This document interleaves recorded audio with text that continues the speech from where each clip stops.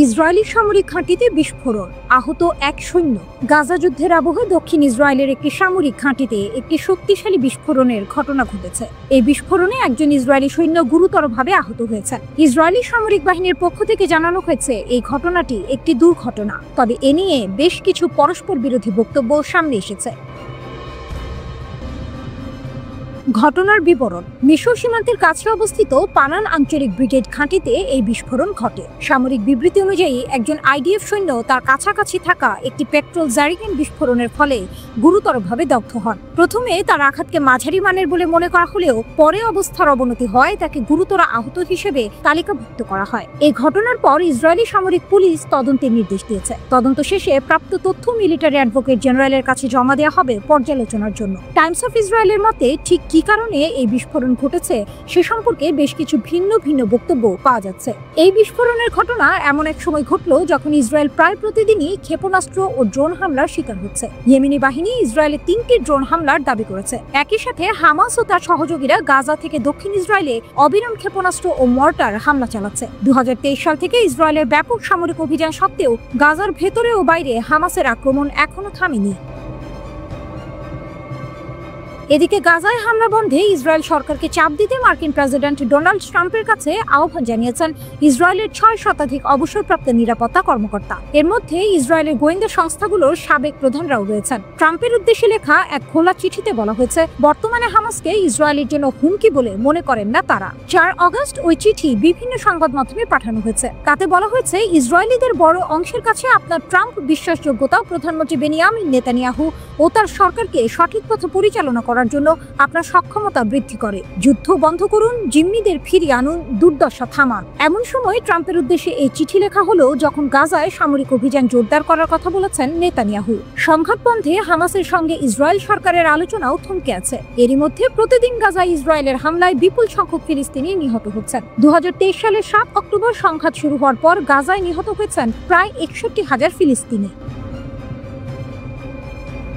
ফিলিস্তিনের গাজায় বন্দি জিম্মিদের কাছে ত্রাণ সরবরাহের জন্য রেড ক্রসের সঙ্গে কাজ করতে প্রস্তুত হামাস। এই তথ্য জানিয়েছে ফিলিস্তিনের স্বাধীনতাকামী সংগঠনটি। তবে এজন্য ইসরায়েলকে কিছু শর্ত দিয়েছে তারা। সেগুলো হলো, ইসরায়েলকে স্থায়ীভাবে মানবিক করিডোর খুলে দিতে হবে। এছাড়া ত্রাণ সরবরাহের সময় বন্ধ রাখতে হবে আকাশপথে হামলা। হামাস জানিয়েছে, একটি সার্বভৌম ফিলিস্তিনি রাষ্ট্র না হওয়া পর্যন্ত নিরস্ত্রীকরণে সম্মত হবে না। গাজায় যুদ্ধবিরতির বিষয়ে ইসরায়েলের অন্যতম প্রধান দাবির জবাবে তারা এটি জানিয়েছে।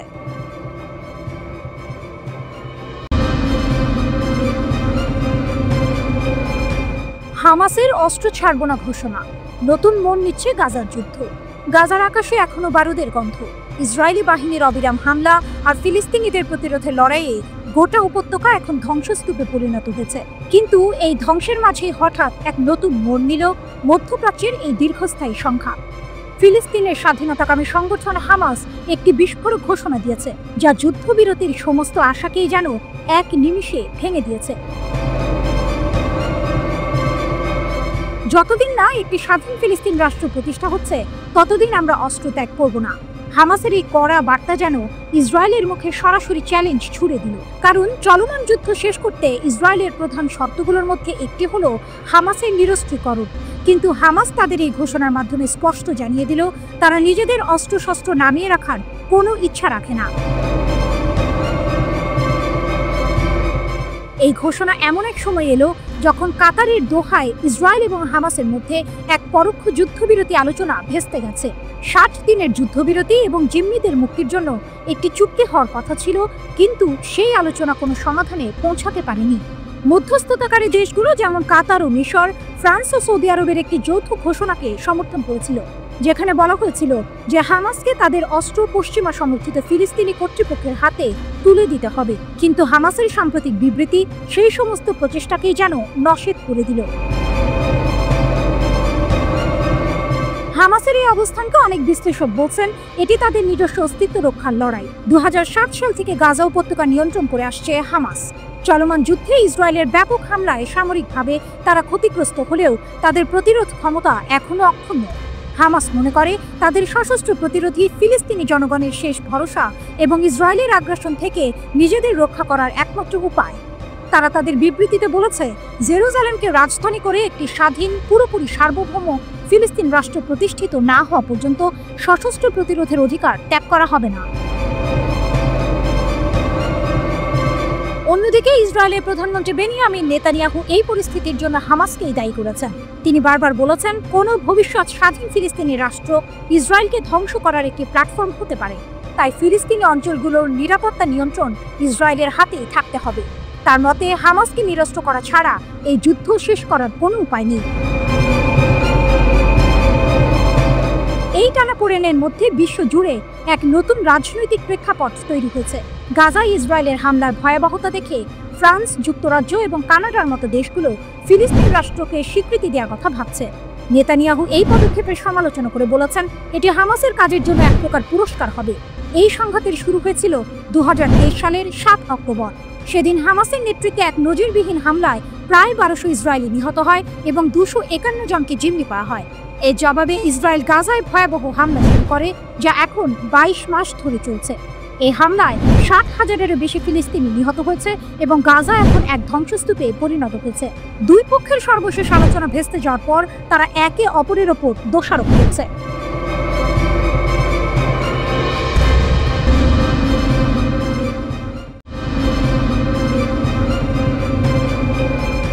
সৌদি আরবের স্বপ্নে হুথিদের আঘাত। লোহিত সাগরের বন্দর কি এবার অচল? মধ্যপ্রাচ্যে সৌদি আরবের যুবরাজ মোহাম্মদ বিন সালমানের এক স্বপ্ন দেশের তেল নির্ভরতা কমিয়ে এক বৈচিত্র্যময় আধুনিক অর্থনীতি গড়ে তোলা। তার এই স্বপ্নের নাম ভিশন 2030।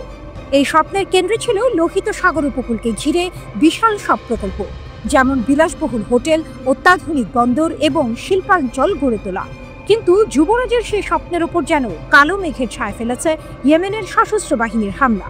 এই হামলা লোহিত সাগরের বাণিজ্য পথকে এতটাই বিপজ্জনক করে তুলেছে যে সৌদি আরবের বন্দরগুলো এখন কার্যত অচল হয়ে পড়েছে। 2014 সালে চালু হওয়া সৌদি আরবের অন্যতম গুরুত্বপূর্ণ বন্দর কিং আবদুল্লাহ বন্দর। এই বন্দরটি মূলত ট্রান্সশিপমেন্টের জন্য পরিচিত ছিল।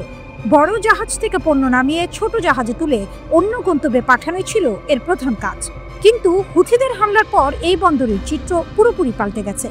মেরিন ট্রাফিকের তথ্য অনুযায়ী 2023 সালে এই বন্দরে যেখানে 188টি কন্টেইনারবাহী জাহাজ এসেছিল, 2024 সালে তা কমে দাঁড়ায় মাত্র 59টিতে, প্রায় 70% পতন। চলতি বছরেও পরিস্থিতি একই রকম। এই বন্দর এখন এতটাই লোকসানে চলছে যে মালিকরা চাইলেও এটি বিক্রি করতে পারছেন না। বন্দরের কর্মকর্তারা বলছেন, আন্তর্জাতিক শিপিং কোম্পানিগুলো এখন লোহিত সাগর এড়িয়ে আফ্রিকার দক্ষিণ প্রান্ত দিয়ে ঘুরে যাচ্ছে। এতে তাদের পথ লম্বা হলেও তারা হুথিদের হামলার ঝুঁকি এড়াতে পারছে। এই কারণে কিং আবদুল্লাহ বন্দরের ট্রান্সশিপমেন্ট ব্যবসা প্রায় বন্ধ হয়ে গেছে। সৌদি আরবের অন্য একটি গুরুত্বপূর্ণ বন্দর জেদ্দা ইসলামিক বন্দর এর অবস্থাও খুব একটা ভালো নয়। সেখানেও জাহাজ চলাচল কমেছে, যদিও কিং আবদুল্লাহ বন্দরের মতো এতটা তীব্র প্রভাব পড়েনি।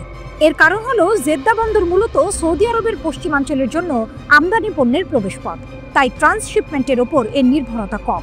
কিন্তু পরিস্থিতি এমন যে এশিয়া থেকে আসা অনেক কন্টেইনারবাহী জাহাজ এখন সৌদি আরবের পূর্ব উপকূলের দাম্মামের কিং আব্দুল আজিজ বন্দরে ভিড়ছে। এক কর্মকর্তা জানান, দাম্মাম এখন তুলনামূলকভাবে নিরাপদ। এই পুরো ঘটনাটি যুবরাজ সালমানের ভিশন 2030 এর জন্য এক বড় ধাক্কা। লোহিত সাগর উপকূলকে ঘিরে তার যে স্বপ্ন ছিল তা হুথিদের হামলায় কার্যত হুমকির মুখে পড়েছে। বিশেষজ্ঞরা বলছেন, ভিশন 2030 এর সাফল্যের জন্য লোহিত সাগর উপকূলের উন্নয়ন অত্যন্ত জরুরি ছিল, কারণ এটি তেল গ্যাসের বাইরে অর্থনৈতিক বৈচিত্র্য আনার একটি প্রধান উপায়। এখানে এক নাটকীয় মোচড় আসে যখন দেখা যায় ইয়েমেনি সশস্ত্র বাহিনী শুধুমাত্র ইসরায়েলের দিকে মনোযোগ দিয়েছে। গাজায় যুদ্ধবিরতি চলাকালীন তারা সমুদ্রপথে হামলা বন্ধ রেখেছিল, কিন্তু ইসরায়েল একতরফাভাবে যুদ্ধবিরতি বাতিল করলে হুথিরা আবার হামলা শুরু করে। এই গ্রীষ্মে তারা গ্রিসের 2টি জাহাজ ডুবিয়ে দেয়, যা আন্তর্জাতিক শিপিং কোম্পানিগুলোকে আরও বেশি সতর্ক করে তোলে। মার্কিন প্রেসিডেন্ট ডোনাল্ড ট্রাম্প হুথিদের বিরুদ্ধে ব্যাপক বিমান হামলা শুরু করলেও সৌদি আরব তাকে অনুরোধ করে মে মাসের উপসাগর সফরের আগে হামলা বন্ধ করতে। মিশরের গোয়েন্দা কর্মকর্তারাও মার্কিন কর্মকর্তাদের বলেছেন, হুথিদের থামানোর একমাত্র উপায় হলো গাজায় স্থায়ী যুদ্ধবিরতি। অর্থাৎ হুথিদের এই হামলার মূল কারণ রাজনৈতিক, সামরিক নয়। এর সমাধানও সামরিকভাবে সম্ভব নয়। সৌদি আরবের জন্য এটি এক কঠিন চ্যালেঞ্জ। একদিকে যুবরাজের স্বপ্নের প্রকল্প, অন্যদিকে হুথিদের হামলা। এই পরিস্থিতি কি যুবরাজের স্বপ্নকে পুরোপুরি ভেঙে দেবে, নাকি এর থেকে বেরিয়ে আসার কোনো পথ খুঁজে বের করা সম্ভব হবে? এটাই এখন মধ্যপ্রাচ্য রাজনীতির সবচেয়ে বড় প্রশ্ন।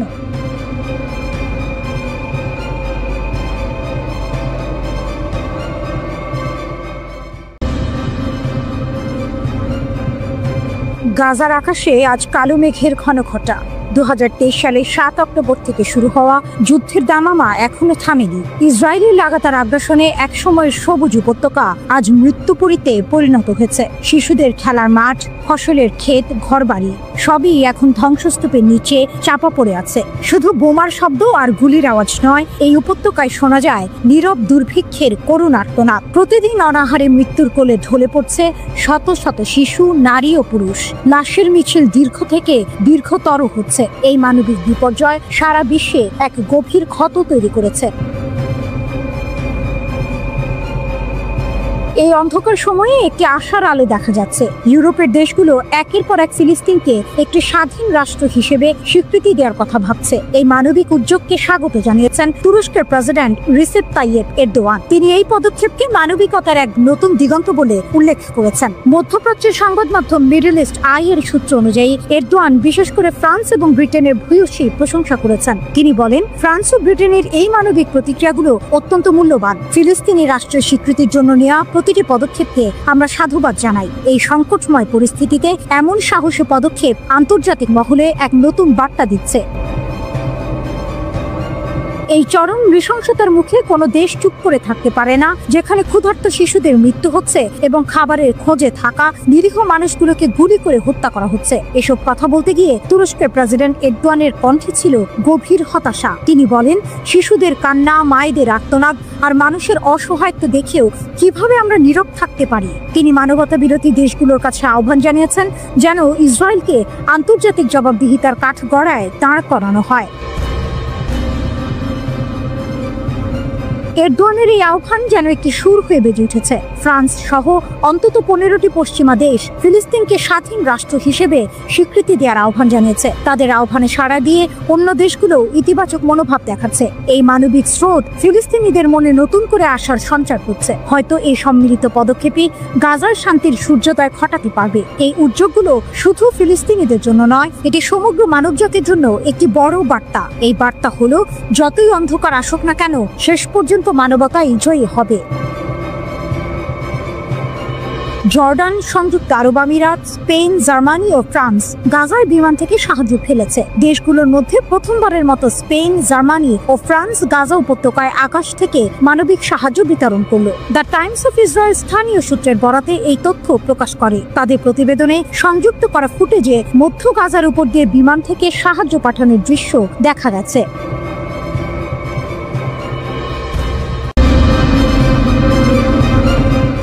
ইরানপন্থী ইয়েমেনি সশস্ত্র বাহিনী আবারও ইসরায়েলে হামলা চালালো।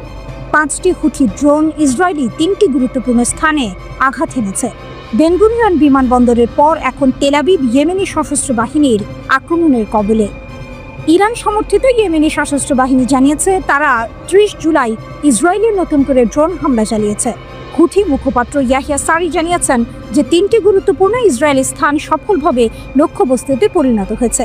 সারি দাবি করেছেন যে নতুন অভিযানে 5টি ড্রোন ব্যবহার করা হয়েছে, যা ইসরায়েলের ভেতরে লক্ষ্যবস্তুতে আঘাত করেছে। ইয়েমেনি সশস্ত্র বাহিনী তেল আবিব, আসকালান এবং আল নাকাব মরুভূমিতে ইসরায়েলি লক্ষ্যবস্তুতে আঘাত করেছে। প্রথম অভিযানে 2টি ড্রোন দিয়ে অধিকৃত শহর ইয়াফা বা তেল আবিবের একটি সংবেদনশীল স্থান লক্ষ্যবস্তু করা হয়েছে। দ্বিতীয় অভিযানে 2টি ড্রোন দিয়ে অধিকৃত শহর আসকালানের একটি সামরিক স্থান লক্ষ্যবস্তু করা হয়েছে। তৃতীয় অভিযানে একটি মাত্র ড্রোন দিয়ে অধিকৃত আল নাকাবের একটি সামরিক অবস্থানকে টার্গেট করা হয়েছে। এদিকে ইসরায়েলি সেনাবাহিনী জানিয়েছে ইয়েমেন থেকে ছোড়া একটি ড্রোন তারা সফলভাবে ভূপাতিত করেছে। ইয়েমেনি সশস্ত্র বাহিনীর মুখপাত্র ইয়াহিয়া সারি এই হামলাগুলিকে নিপীড়িত ফিলিস্তিনি জনগণ এবং তাদের সাহসী যোদ্ধাদের জন্য বিজয় বলে অভিহিত করেছেন। সারি আরব ও ইসলামী দেশগুলির দৃষ্টি আকর্ষণ করেছেন। সারি তাদের গাজার প্রতি ধর্মীয়, নৈতিক এবং মানবিক কর্তব্য পালনের আহ্বান জানিয়েছেন। তিনি গাজায় ইসরায়েলি যুদ্ধ প্রত্যাখ্যান এবং যুদ্ধবিরতির দাবিতে আগামী দিনে গণবিক্ষোভের আহ্বান জানিয়েছেন। সারি ঘোষণা করেছেন যে গাজা যুদ্ধ শেষ না হওয়া এবং অবরোধ প্রত্যাহার না হওয়া পর্যন্ত আক্রমণ অব্যাহত থাকবে। এর আগে 29 জুলাই ইয়েমেনি সশস্ত্র বাহিনী ইসরায়েলকে লক্ষ্য করে একটি হাইপারসনিক ক্ষেপণাস্ত্র নিক্ষেপ করার দাবি করেছে। তারা ইসরায়েলের বেন গুরিয়ন আন্তর্জাতিক বিমানবন্দরে আঘাত হানার দাবিও করেছে। ব্রিগেডিয়ার জেনারেল ইয়াহিয়া সারি একটি প্যালেস্টাইন 2 ক্ষেপণাস্ত্র ব্যবহারের বিষয়টি নিশ্চিত করেছেন। এই হামলা লক্ষ লক্ষ মানুষের মধ্যে আতঙ্কের সৃষ্টি করেছে এবং ইসরায়েলি বিমানবন্দরের কার্যক্রম ব্যাহত করেছে। হাইপারসনিক ক্ষেপণাস্ত্র শব্দের গতির 5 গুণের বেশি বেগে চলতে পারে। এমন গতিবেগ ও গতিপথের পরিবর্তন সক্ষমতার কারণে এটি বিশ্বের আধুনিক প্রতিরক্ষা ব্যবস্থার জন্য বিশাল চ্যালেঞ্জ হয়ে দাঁড়ায়। এই হামলায় ইসরায়েলের আয়রন ডোম কার্যত অকার্যকর প্রমাণিত হয়েছে দাবি ইয়েমেনি সশস্ত্র বাহিনীর। ইয়েমেনের জ্বালায় ইসরায়েলের সরকারের ঘুম উড়ে গেছে। একের পর এক ড্রোন আর মিসাইল হামলা চালিয়ে ইসরায়েলকে অস্থির করে রেখেছে ইয়েমেনি সশস্ত্র বাহিনী। ইয়েমেনি বাহিনী ইসরায়েলের বিরুদ্ধে তাদের সামরিক অভিযানের নতুন ধাপ শুরু করার ঘোষণা দিয়েছে। তারা জানিয়েছে এখন থেকে যেসব জাহাজ ইসরায়েলি বন্দর ব্যবহার করে সেসব কোম্পানির মালিকানাধীন জাহাজগুলোকেও তাদের সম্প্রসারিত নৌ অবরোধের আওতায় আনা হবে।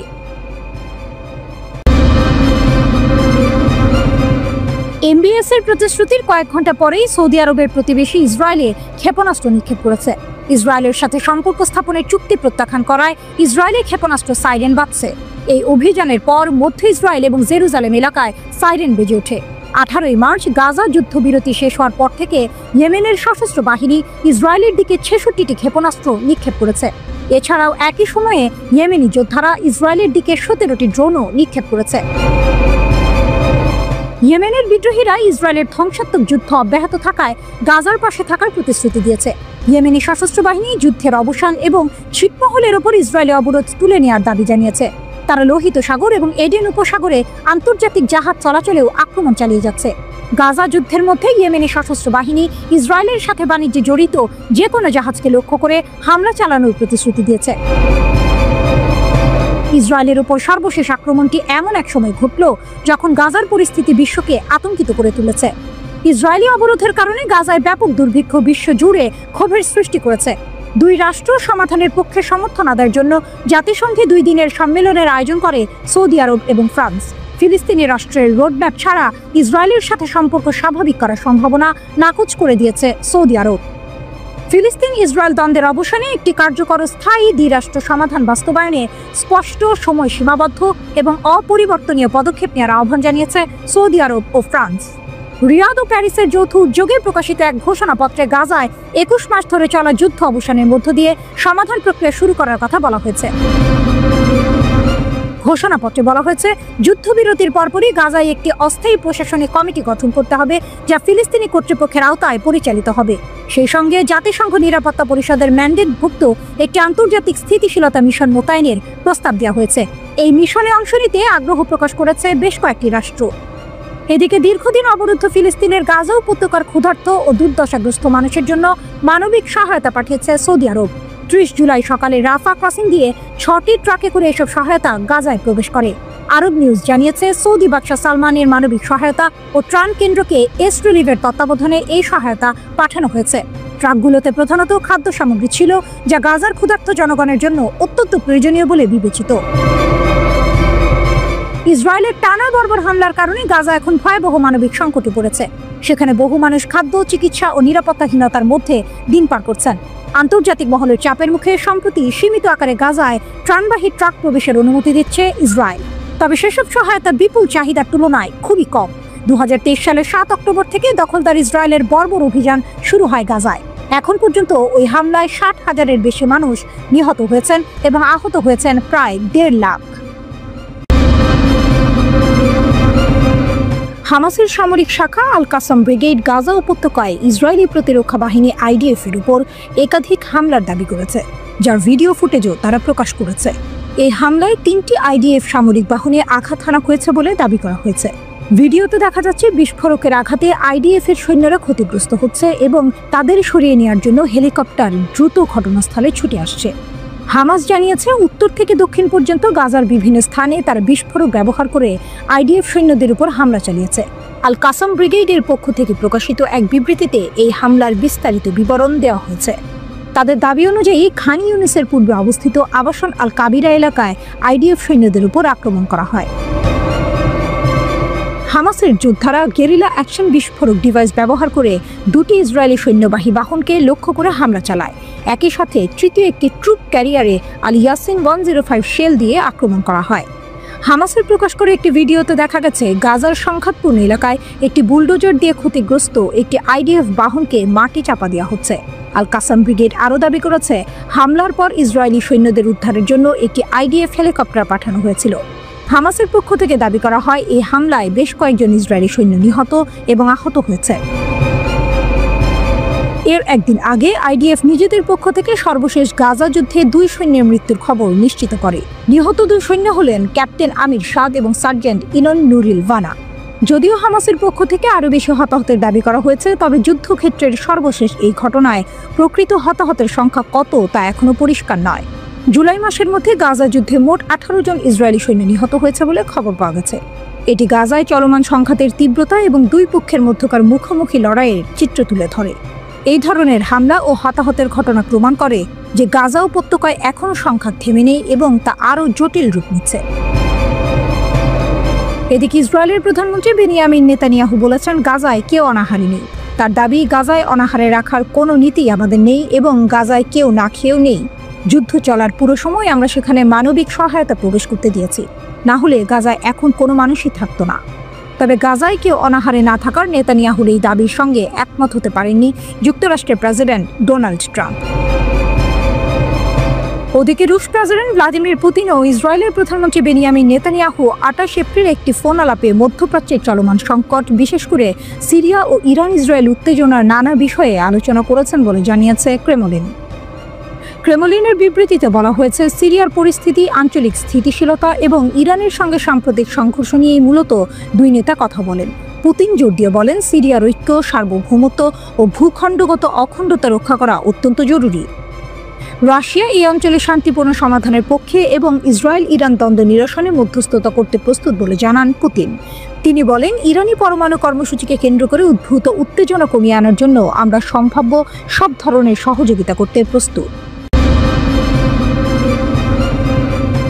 মধ্যপ্রাচ্য জুড়ে উত্তেজনা, ইসরায়েল হামাস যুদ্ধ এখনো থামেনি।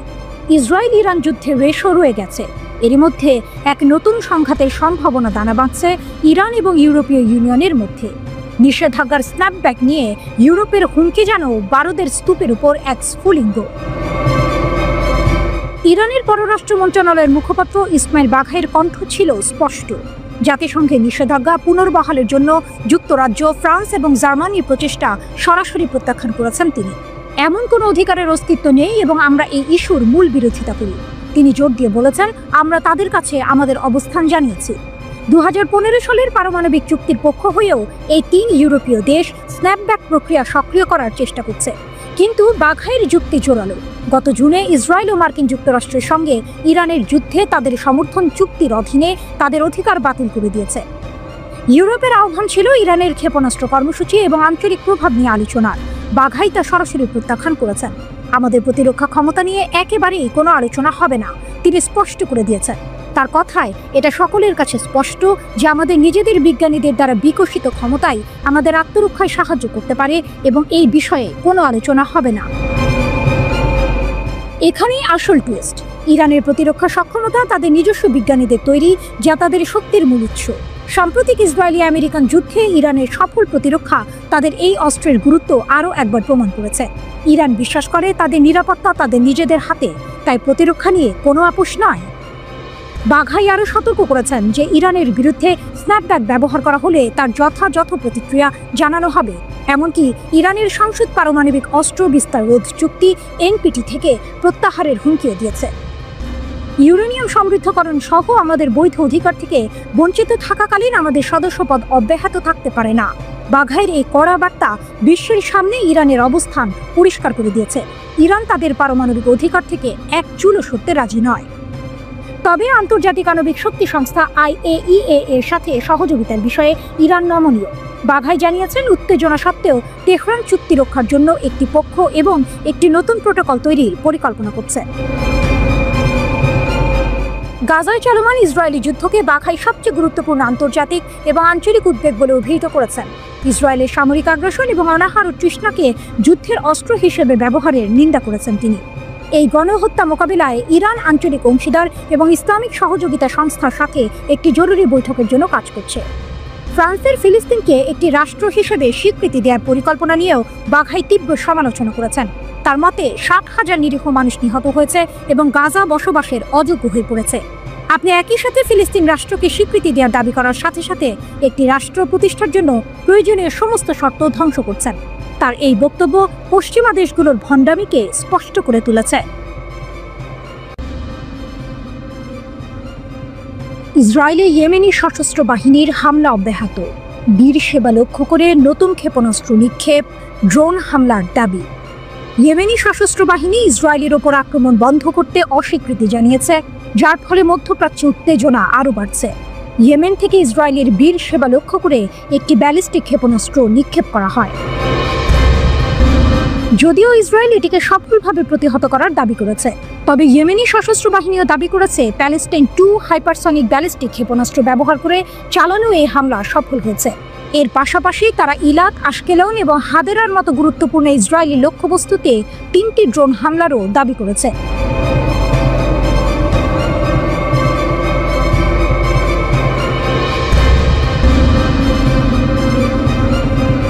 ইয়েমেনি সশস্ত্র বাহিনী এই হামলা এমন এক সময় ঘটল যখন ইসরায়েলি বিমান বাহিনী সম্প্রতি ইয়েমেনের হোদেইদা বন্দরে হুথিদের সামরিক অবকাঠামোতে হামলা চালিয়েছে।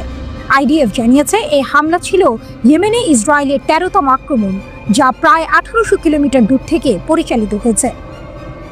ইয়েমেনি সশস্ত্র বাহিনীর নিক্ষিপ্ত ক্ষেপণাস্ত্রটি ইসরায়েলের মৃত সাগর এবং দক্ষিণ পশ্চিম তীরের কাছাকাছি এলাকায় সাইরেন বাজিয়েছিল। ইয়েমেনি সশস্ত্র বাহিনী তাদের বিবৃতিতে বলেছে যে এই অভিযান সফলভাবে তার লক্ষ্য অর্জন করেছে। তারা আরও সতর্ক করে দিয়েছে যে গাজার বিরুদ্ধে ইসরায়েলের আগ্রাসন বন্ধ না হওয়া এবং অবরোধ প্রত্যাহার না করা পর্যন্ত তারা তাদের অভিযান বন্ধ করবে না। এর আগে 23 জুলাই তারিখে আরেকটি ক্ষেপণাস্ত্র ইসরায়েলের সীমান্তের বাইরে পড়েছিল। এই ধারাবাহিক আক্রমণগুলো আইডিএফ এবং তাদের আয়রন ডোম প্রতিরক্ষা ব্যবস্থাকে সতর্ক থাকতে বাধ্য করছে। 2023 সালের গাজা যুদ্ধের 1 মাস পর থেকে ইয়েমেনি সশস্ত্র বাহিনী ইসরায়েল এবং লোহিত সাগরে চলাচলকারী বাণিজ্যিক জাহাজগুলোকে লক্ষ্য করে হামলা শুরু করে। যদিও মে মাসে তারা মার্কিন জাহাজগুলোকে লক্ষ্যবস্তু না করার জন্য যুক্তরাষ্ট্রের সাথে একটি চুক্তিতে সম্মত হয়েছিল, তবে চলতি মাসের শুরুতে সামুদ্রিক পরিবহনের ওপর তাদের আক্রমণ বেড়েছে। ইয়েমেনি সশস্ত্র বাহিনী হামলায় ইতিমধ্যে 2টি জাহাজ ধ্বংস ও ডুবে গেছে, যার ফলে বেশ কয়েকজন নাবিকের প্রাণহানি ঘটেছে। 18 মার্চ থেকে এখন পর্যন্ত ইয়েমেনি সশস্ত্র বাহিনী ইসরায়েলের 65টি ব্যালিস্টিক ক্ষেপণাস্ত্র এবং 17টি ড্রোন হামলা চালিয়েছে। ইরান সমর্থিত এই গোষ্ঠীটি ইসরায়েলের বিরুদ্ধে তাদের অভিযান চালিয়ে যাওয়ার ব্যাপারে দৃঢ় প্রতিজ্ঞ। গাজায় ইসরায়েলি সামরিক অভিযানের পাল্টা জবাবে 2023 সালের নভেম্বর থেকে হুথিরা ইসরায়েলের ওপর ড্রোন ও ক্ষেপণাস্ত্র হামলা চালানো শুরু করে। এমনকি 2024 সালের সেপ্টেম্বরে ইসরায়েলের প্রধান বিমানবন্দর লক্ষ্য করে তীব্র ক্ষেপণাস্ত্র হামলা চালানো হয়। আকাশ প্রতিরক্ষা ব্যবস্থার মাধ্যমে বেশিরভাগ হামলাই প্রতিহত করেছে ইসরায়েল। তবে 2024 সালের জুলাইয়ে একটি ড্রোন তেল আবিবে আঘাত করে। এতে 1 জন নিহত এবং 10 জন আহত হয়। যুক্তরাষ্ট্র বলছে জাহাজে হামলা চালাতে হুথিদের সহায়তা করেছে ইরান, তবে ইরান এই অভিযোগ অস্বীকার করেছে। সৌদি আরব ও যুক্তরাষ্ট্রের দাবি, ইয়েমেনের গৃহযুদ্ধের সময় জাতিসংঘের অস্ত্র নিষেধাজ্ঞা লঙ্ঘন করে ইরান হুথিদের কাছে ড্রোন, ক্রুজ এবং ব্যালিস্টিক ক্ষেপণাস্ত্র সহ নানা ধরনের অস্ত্র পাচার করেছে।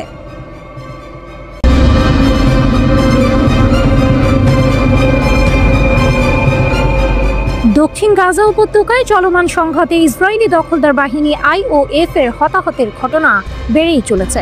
23 জুলাইয়ের সংঘর্ষে একজন ইসরায়েলি সৈন্য গুরুতর আহত হওয়ার খবর নিশ্চিত করেছে দখলদার সেনাবাহিনী। এর আগের দিন আরও একজন ইসরায়েলি সৈন্যের মৃত্যুর খবর জানানো হয়েছিল। এই ঘটনাগুলো ফিলিস্তিনি প্রতিরোধের তীব্রতা এবং দখলদার বাহিনীর দুর্বলতা স্পষ্ট করে তুলছে। রিপোর্ট আল মায়াদিনের। ইসরায়েলি দখলদার সেনাবাহিনী 24 জুলাই একটি বিবৃতিতে জানিয়েছে, বুধবার দক্ষিণ গাজা উপত্যকায় সংঘর্ষের সময় তাদের একজন সৈন্য গুরুতর আহত হয়েছে। আহত সৈন্য 188 ব্রিগেডের 71 ব্যাটালিয়নের সাজোয়াকুরের সদস্য। ইসরায়েলি গণমাধ্যম সূত্রের খবর অনুযায়ী মর্টার হামলায় মাথায় আঘাত পেয়ে এই সৈন্য গুরুতর জখম হন এবং দ্রুত তাকে চিকিৎসার জন্য হাসপাতালে নিয়ে যাওয়া হয়। এই ঘটনাটি গাজা উপত্যকা জুড়ে ফিলিস্তিনি প্রতিরোধ যোদ্ধাদের ক্রমবর্ধমান অভিযানের মধ্যে ঘটেছে। ফিলিস্তিনি প্রতিরোধ বাহিনী সামরিক ইউনিটগুলোকে লক্ষ্য করে তাদের হামলা জোরদার করেছে, যা দখলদার বাহিনীর জন্য বড় চ্যালেঞ্জ তৈরি করছে। 22 জুলাই IOF তাদের একজন সৈন্যের মৃত্যুর খবর নিশ্চিত করেছে। ওই সৈন্য 36 বছর বয়সী একজন রিজার্ভ স্টাফ সার্জেন্ট ছিলেন, যিনি 5ম ব্রিগেডের 7020 ব্যাটালিয়নে কর্মরত ছিলেন এবং দক্ষিণ গাজা উপত্যকার রাফায় যুদ্ধের সময় নিহত হন। ফিলিস্তিনি প্রতিরোধ অভিযানগুলো দখলদার বাহিনীর ওপর ক্রমাগত হতাহতের ঘটনা ঘটিয়ে যাচ্ছে, যা ইসরায়েলি সেনাবাহিনীর জন্য বড় উদ্বেগের কারণ হয়ে দাঁড়িয়েছে। গাজা উপত্যকায় ফিলিস্তিনি প্রতিরোধ আন্দোলন, বিশেষ করে আল কাসাম ব্রিগেড, তাদের কৌশলগত অভিযান ও অতর্কিত হামলা অব্যাহত রেখেছে। এই হামলাগুলোর ফলে ইসরায়েলি দখলদার বাহিনীর মানব সম্পদ এবং বস্তুগত উভয় দিক থেকেই ব্যাপক ক্ষয়ক্ষতি হচ্ছে। আল কাসাম ব্রিগেড ইসরায়েলি দখলদার বাহিনীর বিরুদ্ধে দীর্ঘস্থায়ী যুদ্ধের জন্য তাদের প্রস্তুতি পুনর্ব্যক্ত করেছে। তারা শত্রু বাহিনীকে ক্লান্ত করতে নতুনভাবে বৈচিত্র্যময় কৌশল ব্যবহার করে তাদের অভিযান আরও তীব্র করার প্রতিশ্রুতি দিয়েছে। আল কাসাম ব্রিগেডের মুখপাত্র আবু ওবাইদা ঘোষণা করেছেন, তাদের বর্তমান কৌশল শত্রুদের হতাহত করা, বিশেষ অভিযান পরিচালনা করা এবং সৈন্যদের ধরে আনার চেষ্টা কেন্দ্রিক। এই ঘোষণা প্রতিরোধ বাহিনীর দৃঢ় সংকল্প এবং নতুন কৌশলের ইঙ্গিত দেয়। 18,500-এরও বেশি ইসরায়েলি সেনা আহত। চলতি সপ্তাহের শুরুতে প্রকাশিত একটি প্রতিবেদনে গাজা উপত্যকায় যুদ্ধ শুরু হওয়ার পর থেকে ইসরায়েলি দখলদার বাহিনীর হতাহতের ভয়াবহ চিত্র উঠে এসেছে। ইসরায়েলি চ্যানেল 12-এর 21 জুলাই প্রকাশিত প্রতিবেদন অনুসারে এই যুদ্ধে 18,500-এরও বেশি ইসরায়েলি সেনা আহত হয়েছে। প্রায় 10 মাস ধরে চলা এই যুদ্ধের ক্রমবর্ধমান সংখ্যা গুরুতর শারীরিক ও মানসিক উভয় ধরনের আঘাতের শিকার হওয়া সৈন্যদের একটি উল্লেখযোগ্য অংশকে তুলে ধরে। প্রতিবেদন অনুযায়ী কমপক্ষে 12,500 সৈন্য শারীরিক আঘাত পেয়েছেন।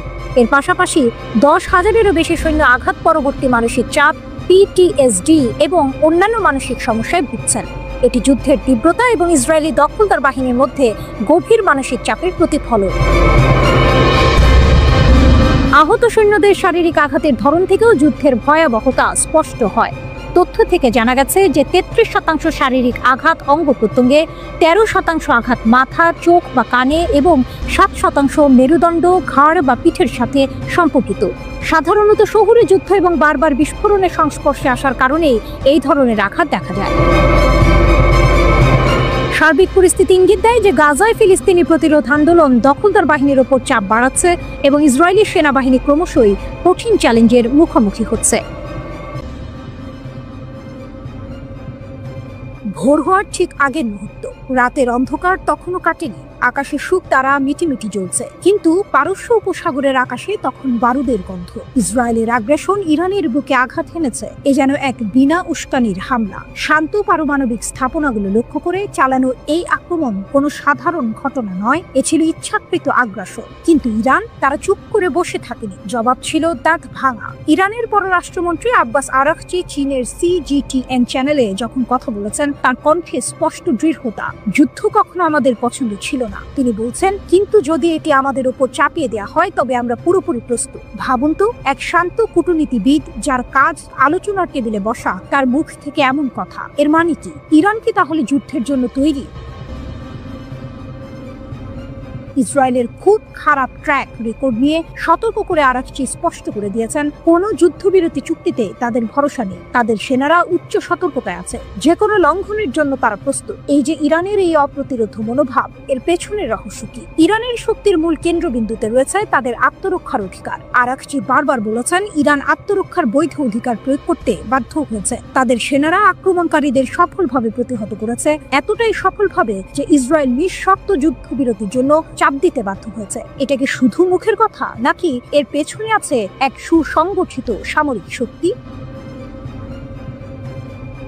পারমাণবিক আলোচনার প্রসঙ্গে আরাকচি জোর দিয়েছেন রাজনৈতিক ইচ্ছার উপর। ইরান একটি ভারসাম্যপূর্ণ জয় জয় সমাধান চায়। তাদের পারমাণবিক কর্মসূচি যে সম্পূর্ণ শান্তিপূর্ণ সে বিষয়ে তারা অনড়। 2015 সালের PF+1 গ্রুপের সাথে হওয়া পারমাণবিক চুক্তি এর প্রমাণ। এই চুক্তির ফলে স্বচ্ছতা নিশ্চিত হয়েছে এবং ইরানের পারমাণবিক কর্মসূচি অসামরিক উদ্দেশ্যে সীমাবদ্ধ হয়েছে। ইরান এই চুক্তিকে সম্মান করে চলেছে। কিন্তু বর্তমান উত্তেজনার কারণ কি? আরাকচি স্পষ্টতই বলেছেন, মার্কিন যুক্তরাষ্ট্রের একতরফাভাবে চুক্তি থেকে প্রত্যাহারে বর্তমান সংকটের মূল। এ যেন এক পুরনো ক্ষত যা নতুন করে দগদগে হয়ে উঠেছে। কূটনৈতিক সমাধানের পথই একমাত্র উপায় বলে তিনি জোর দিয়েছেন। তবে শর্ত একটাই, অপর পক্ষকে তাদের সামরিক এজেন্ডা ত্যাগ করতে হবে এবং ক্ষতির ক্ষতিপূরণ দিতে হবে। আর শান্তিপূর্ণ পারমাণবিক স্থাপনায় হামলার পরিণতি সেগুলো হবে ভয়াবহ পরিবেশগত দুর্যোগ, যা হবে তীব্র ও অমার্জনীয়। এই উত্তেজনার মধ্যেই ইরান আঞ্চলিক মিত্রদের দিকে হাত বাড়িয়েছে। সাংহাই সহযোগিতা সংস্থা SCO এর সদস্য দেশগুলো বিশেষ করে চীনের সমর্থনের জন্য আরাকচি কৃতজ্ঞতা প্রকাশ করেছেন। চীনের প্রেসিডেন্ট শি জিনপিং এর সঙ্গে তার দ্বিপাক্ষিক বৈঠক এবং আসন্ন SCO শীর্ষ সম্মেলনে ব্যাপক রাজনৈতিক সমর্থনের আশা ইঙ্গিত দেয় যে ইরান শুধু সামরিক শক্তিতেই নয়, কূটনৈতিক ময়দানেও নিজেদের অবস্থান সুসংহত করতে বদ্ধপরিকর। SCO ইরানকে সমর্থন করে আগ্রাসনকে ইরানের সার্বভৌমত্বের লঙ্ঘন এবং আঞ্চলিক ও আন্তর্জাতিক নিরাপত্তার জন্য হুমকি হিসেবে চিহ্নিত করেছে। এটা ইরানের জন্য এক বিরাট কূটনৈতিক জয়। আরাকচির এই বক্তব্য কেবল একটি সতর্কবার্তা নয়, এটি ইরানের আত্মবিশ্বাস ও শক্তিরও বহিঃপ্রকাশ। তাদের অপ্রতিরোধ সামরিক প্রস্তুতি, দৃঢ় কূটনৈতিক অবস্থান এবং আন্তর্জাতিক সমর্থন সবকিছু মিলে এক নতুন ইরানকে দেখা যাচ্ছে। তারা যুদ্ধের উস্কানি দিচ্ছে না, কিন্তু যুদ্ধ যদি তাদের ওপর চাপিয়ে দেওয়া হয় তবে তারা প্রস্তুত। এ যেন এক শান্ত সমুদ্র যা তার গভীরে বিপুল শক্তি ধারণ করে আছে। কখন সেই শক্তি ফেটে পড়বে তা বলা কঠিন, তবে এটা স্পষ্ট, ইরান এখন আর সেই দেশ নয় যাকে সহজে দাবিয়ে রাখা যাবে। তারা নিজেদের অধিকার রক্ষায় যে কোনো মূল্যে লড়তে প্রস্তুত। 21 জুলাই ঢাকার দিয়াবাড়িতে যে ভয়াবহ ঘটনাটি ঘটে গেল তাতে 20 জনের বেশি মানুষ প্রাণ হারিয়েছেন আর আহত হয়েছেন 1.5 শতাধিক। এই মর্মান্তিক দুর্ঘটনার কেন্দ্রবিন্দুতে ছিল বাংলাদেশ বিমান বাহিনীর একটি F-7 BGI জঙ্গি বিমান। কিন্তু এই বিমানটি আসলে কেমন, চলুন জেনে নেওয়া যাক এর পেছনের গল্প। F-7 BGI স্বল্পমূল্যের শক্তিশালী যোদ্ধা। F-7 BGI হচ্ছে চীনের তৈরি চেংদু J-7 যুদ্ধ বিমানের সবচেয়ে আধুনিক সংস্করণ। মজার ব্যাপার হলো এটি মূলত সোভিয়েত আমলের কিংবদন্তি MiG-21 এর উন্নত চীনা সংস্করণ। MiG-21 এতটাই জনপ্রিয় যে এটি আজও বিশ্বের অন্যতম বহুল ব্যবহৃত যুদ্ধ বিমানগুলোর একটি। বাংলাদেশ বিমান বাহিনী 2011 থেকে 2013 সালের মধ্যে 16টি F-7 BGI যুদ্ধ বিমান হাতে পায়। ভারতীয় সংবাদ মাধ্যম ইকোনমিক টাইমসের তথ্য অনুযায়ী বাংলাদেশের চাহিদা মেটাতে এই সংস্করণটি স্বল্প খরচে তৈরি করা হয়েছিল। গতি, ক্ষমতা ও প্রযুক্তি। এই যুদ্ধ বিমানটি ঘন্টায় সর্বোচ্চ 2200 কিলোমিটার বা ম্যাক 2.2 গতিতে উঠতে পারে। এটি 17,500 মিটার পর্যন্ত উঁচুতে চলাচল করতে সক্ষম। F-7 BGI প্রায় 1,500 কেজি ওজন বহন করতে পারে, যার মধ্যে রয়েছে আকাশ থেকে আকাশে নিক্ষেপযোগ্য ক্ষেপণাস্ত্র, লেজার গাইডেড বোমা, এমনকি GPS গাইডেড বোমাও। এর ককপিটে মাত্র একজন বৈমানিক বসতে পারে। ভেতরে রয়েছে আধুনিক ডিজিটাল ডিসপ্লে যা বৈমানিককে সব গুরুত্বপূর্ণ তথ্য সরবরাহ করে। এর রাডার সিস্টেমটি TAJ-6F সংস্করণের, যা এটিকে লক্ষ্যবস্তু শনাক্ত করতে সহায়তা করে।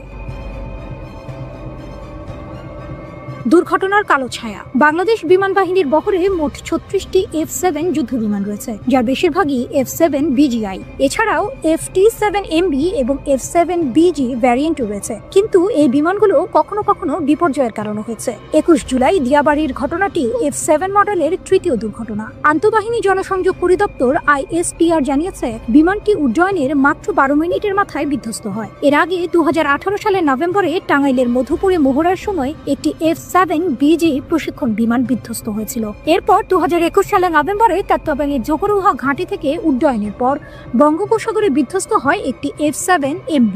দুঃখজনকভাবে আগের দুটি ঘটনাতেই 2 জন বৈমানিক প্রাণ হারিয়েছিলেন। স্বল্পমূল্যে অত্যাধুনিক প্রযুক্তির ছোঁয়া পেলেও এই দুর্ঘটনাগুলো F-7 BGI মডেলের নিরাপত্তা নিয়ে প্রশ্ন তুলছে। চীন 2013 সালে এই মডেলের উৎপাদন বন্ধ করে দিয়েছে। এর পেছনের কারণ কি কেবল বাজার চাহিদা নাকি নিরাপত্তার প্রশ্ন ছিল তা নিয়ে জল্পনা থেকে যায়। দিয়াবাড়ির ঘটনাটি শুধু একটি বিমান দুর্ঘটনা নয়, এটি বহু মানুষের জীবনে নেমে আসা এক গভীর শোকের ছায়া। এই বিমানগুলো আকাশসীমা সুরক্ষায় গুরুত্বপূর্ণ ভূমিকা পালন করে, কিন্তু যখন তারা নিজেই বিপদের কারণ হয়ে দাঁড়ায় তখন সত্যিই বেদনাদায়ক এক পরিস্থিতি তৈরি হয়। এই ঘটনার পুঙ্খানুপুঙ্খ তদন্ত এবং ভবিষ্যতে এমন ঘটনার পুনরাবৃত্তি রোধে কার্যকর পদক্ষেপ নেওয়া অত্যন্ত জরুরি। গাজায় ধ্বংসযজ্ঞ। ইরানের শীর্ষ নেতা আয়াতুল্লাহ খামেনির হুঙ্কার ও মুসলিম বিশ্বের দোটানা। রাত গভীর, মধ্যপ্রাচ্যের আকাশে তখনও জ্বলছে পুরনো এক যুদ্ধের আগুন, যার শিখা এসে পড়েছে গাজার মাটিতে। এই আগুন শুধু ঘরবাড়ি পোড়াচ্ছে না, পোড়াচ্ছে মানবিকতা, গুড়িয়ে দিচ্ছে আশা। আর এই আগুন যখন তীব্র থেকে তীব্রতর হচ্ছে, ঠিক তখনই তেহরানের মসনদ থেকে ভেসে এলো এক হুঙ্কার। ইরানের সর্বোচ্চ নেতা আয়াতুল্লাহ আলী খামেনির কণ্ঠ থেকে বেরিয়ে আসা সেই তীক্ষ্ণ শব্দগুলো যেন তীরের ফলার মতো বিঁধছে মুসলিম বিশ্বের কর্মকুহরে। এ কোনো সাধারণ বিবৃতি নয়, এ যেন এক আলটিমেটাম, এক চরম হুঁশিয়ারি। তার এক্স হ্যান্ডেল সাবেক টুইটারে খামেনি যেন সরাসরি চোখে চোখ রেখে প্রশ্ন ছুঁড়ে দিয়েছেন মুসলিম দেশগুলোর প্রতি। তার বার্তা স্পষ্ট, গাজায় নীরব থাকার সময় এখন নয়। এই বাক্যটি শুধু একটি শব্দ সমষ্টি নয়, এটি যেন এক নীরব বিস্ফোরণ। তিনি বলছেন, যদি কোনো মুসলিম সরকার যে কোনো রূপে ইহুদিবাদী শাসন ব্যবস্থাকে সমর্থন করে এবং ফিলিস্তিনি সাহায্য বন্ধ করে, তাহলে অপমানের চিরস্থায়ী চিহ্ন তাদের সুনামকে কলঙ্কিত করবে। এই কথাগুলো কোনো সাধারণ কূটনৈতিক ভাষার মারপ্যাচ নয়, এ যেন এক অভিশাপের বাণী, যা ভবিষ্যৎ প্রজন্মের জন্য তাদের কাপুরুষতার ইতিহাস লিখে রাখবে। গাজার পরিস্থিতি তখনও ভয়াবহ। হামাস নিয়ন্ত্রিত স্বাস্থ্য মন্ত্রণালয়ের সতর্কবার্তা ছিল স্পষ্ট, ক্ষুধার্ত, দুর্বল আর অসুস্থতায় ধুঁকতে থাকা গাজার হাসপাতালগুলো মৃত্যুপুরীতে পরিণত। শত শত মানুষ মৃত্যুর মুখে, অথচ আন্তর্জাতিক মহলের নীরবতা যেন পাথর চাপা দিয়ে রেখেছে মানবিকতার কণ্ঠস্বরকে। জাতিসংঘের কণ্ঠ থেকেও ভেসে এসেছিল একই আর্তনাদ, জরুরি সাহায্য ছাড়া ফিলিস্তিনিরা অনাহারের মুখোমুখি। এমন এক পরিস্থিতিতে খামেনির এই হুঙ্কার যেন নিভে যাওয়া প্রদীপে হঠাৎ এক ঝলক আলোর শিখা। ইরানের পররাষ্ট্রমন্ত্রীও ছাড়লেন না, ইসরায়েলের বিরুদ্ধে সরাসরি অনাহার চাপিয়ে দেওয়ার অভিযোগ তুললেন। তিনি এমনকি সাহায্য বিতরণ স্থানগুলোকে মৃত্যুর ফাঁদ হিসেবে আখ্যায়িত করে এর জন্য যুক্তরাষ্ট্র ও ইসরায়েল উভয়কেই দায়ী করলেন। আরাকচি শুধু অভিযোগ করেই থামলেন না, তুরস্কের পররাষ্ট্রমন্ত্রী হাকাম ফিদানের সঙ্গে কথা বলে গাজায় গণহত্যা এবং ইসরায়েলি আগ্রাসন মোকাবিলায় জরুরি OIC শীর্ষ সম্মেলনের আহ্বান জানালেন। তার এই পদক্ষেপ যেন মুসলিম বিশ্বের মধ্যে এক নতুন করে জোট বাঁধার ইঙ্গিত। এ যেন এক নীরব প্রস্তুতি, যা হয়তো গাজায় রক্তক্ষয় বন্ধ করার জন্য নতুন কোনো আন্দোলনের জন্ম দেবে। পরিস্থিতি এতটাই জটিল যে স্থানীয় স্বাস্থ্য কর্মকর্তাদের তথ্য অনুযায়ী গাজায় ইসরায়েলের যুদ্ধে 58,000-এরও বেশি ফিলিস্তিনি নিহত হয়েছে। এই সংখ্যাটি কেবল একটি পরিসংখ্যান নয়, এটি মানব ইতিহাসের এক কালো অধ্যায়ের সাক্ষী। প্রশ্ন হলো, খামেনির এই হুমকি কি মুসলিম বিশ্বের ঘুম ভাঙাতে পারবে, নাকি এই হুঙ্কারও অন্যান্য প্রতিবাদের মতো নীরবতায় ঢাকা পড়ে যাবে? মুসলিম বিশ্বের নেতারা কি এই অপমানের চিরস্থায়ী চিহ্ন নিজেদের গায়ে লাগতে দেবেন, নাকি গাজার জন্য এক হয়ে রুখে দাঁড়াবেন? সময়ের ঘড়ির কাঁটা ঘুরছে, আর প্রতিটি টিকটিকে গাজার মাটিতে বাড়ছে মৃত্যুর সংখ্যা। গাজার আগুন কি সত্যিই মুসলিম বিশ্বের বিবেককে জাগিয়ে তুলবে? ইউরোপের আকাশে পারমাণবিক মেঘ, ট্রাম্পের পদক্ষেপ ও মস্কোর প্রতিক্রিয়া। ইউরোপের ভূ রাজনৈতিক মঞ্চে ফের ঘনিয়ে আসছে একটি নতুন মেঘ, যা বিশ্ব জুড়ে ছড়িয়ে দিয়েছে গভীর উদ্বেগ। রণাঙ্গনের প্রতিটি পদক্ষেপ এখন নিবিড়ভাবে পর্যবেক্ষণ করা হচ্ছে, কারণ ডোনাল্ড ট্রাম্পের একটি কথিত বড় সামরিক পদক্ষেপ এবং ইউরোপে মার্কিন পারমাণবিক অস্ত্রের সম্ভাব্য পুনর্মোতায়েন নিয়ে মস্কোর প্রথম প্রতিক্রিয়া বিশ্বকে এক নতুন উত্তেজনার মুখে ঠেলে দিয়েছে।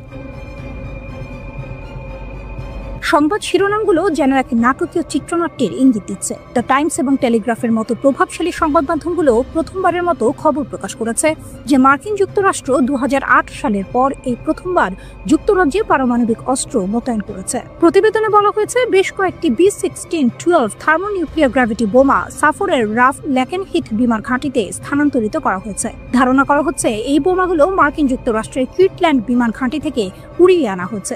যদি এই খবর সত্যি হয়, তবে এটি হবে এক দশকেরও বেশি সময় পর ব্রিটেনে মার্কিন পারমাণবিক অস্ত্রের প্রথম মোতায়েন। B-16-12 একটি কৌশলগত পারমাণবিক বোমা, যা পরিবর্তনশীল শক্তি এবং নির্ভুলতা নির্দেশিকা সম্পন্ন। এর উপস্থিতি নিঃসন্দেহে আঞ্চলিক শক্তির ভারসাম্যে এক নতুন মাত্রা যোগ করবে। এই সংবাদের প্রতিক্রিয়ায় ক্রেমলিনের মুখপাত্র দিমিত্রি পেসকভ দ্রুত সতর্কবার্তা দিয়েছেন। তিনি বলেছেন, মস্কো ব্রিটেনে মার্কিন পারমাণবিক অস্ত্র পুনর্মোতায়েনের প্রতিবেদন নিবিড়ভাবে পর্যবেক্ষণ করছে। পেসকভ জোর দিয়ে বলেছেন, এই ধরনের পদক্ষেপ বিশ্বব্যাপী উত্তেজনাকে বহুগুণ বাড়িয়ে দেবে। পুতিনের এক সহযোগীও পারমাণবিক অস্ত্র মোতায়েনের বিষয়ে উত্তেজনা বৃদ্ধির ব্যাপারে সতর্ক করেছেন, যা রাশিয়ার গভীর উদ্বেগের ইঙ্গিত দেয়। ক্রমবর্ধমান নিরাপত্তা উদ্বেগের মধ্যে রাশিয়ার কর্মকর্তারা প্রতিটি ঘটনা অত্যন্ত সতর্কতার সাথে পর্যবেক্ষণ করছেন। যদিও মস্কো প্রতিবেদনগুলো দেশগুলো লক্ষ্য করেছে, তবে তারা এখনো কোনো প্রতিশোধমূলক পদক্ষেপ নিশ্চিত করেনি, যা পরিস্থিতিকে আরো রহস্যময় করে তুলেছে। এই নাটকীয়তার মাঝেই আরেকটি গুরুত্বপূর্ণ খবর সামনে এসেছে। আমেরিকার নতুন এবং বিশ্বের বৃহত্তম বিমানবাহী রণতরী সক্রিয় মোতায়েনে প্রবেশ করেছে। রাশিয়ার উপপররাষ্ট্রমন্ত্রী সের্গেই রিয়াবকভ মন্তব্য করেছেন, ইউক্রেন সংঘাতের কারণে মস্কোর সঙ্গে প্রত্যক্ষ সংঘাতের ঝুঁকিতে রয়েছে যুক্তরাষ্ট্র।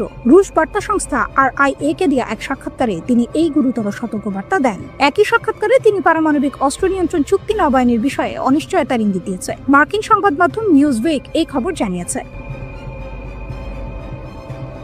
রাশিয়া এবং যুক্তরাষ্ট্রের মধ্যে যে পারমাণবিক অস্ত্র নিয়ন্ত্রণ চুক্তি রয়েছে তার মেয়াদ 2026 সালে শেষ হবে। এই চুক্তির অধীনে 2022 সালের নভেম্বরে পারমাণবিক স্থাপনা পরিদর্শনের কার্যক্রম স্থগিত করা হয়েছিল। রিয়াবকভকে এই পরিদর্শনের বিষয়ে প্রশ্ন করা হলে তিনি বলেন, এই চুক্তির মূল লক্ষ্য ছিল দ্বিপক্ষীয় অবস্থা এবং নিরাপত্তা নীতির ভিত্তিতে কৌশলগত সম্পর্ক জোরদার করা। তবে তিনি অভিযোগ করেন যে মার্কিন পদক্ষেপের কারণে এই নীতিগুলো লঙ্ঘিত হয়েছে।